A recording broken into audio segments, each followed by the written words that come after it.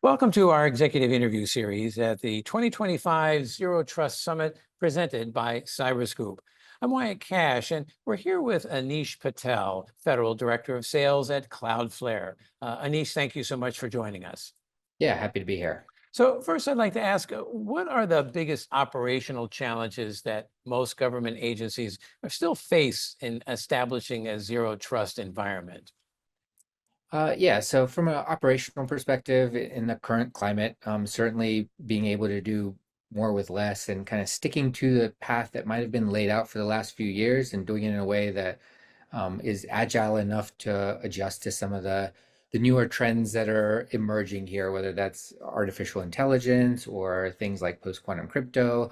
That's probably the thing that I'm noticing more and more people starting to inquire about from a overall complexity perspective. I think the journey that people are on, that we understand, like most people, that the people and process portion are the complexities there.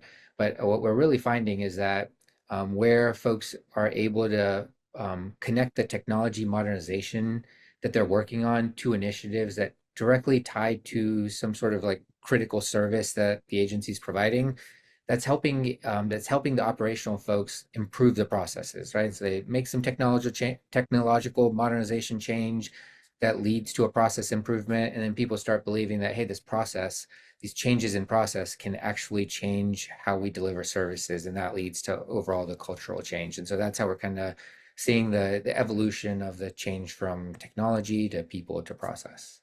Next, I'd like to ask, where are you seeing signs that AI and emerging technologies are helping accelerate agency efforts to establish zero trust practices?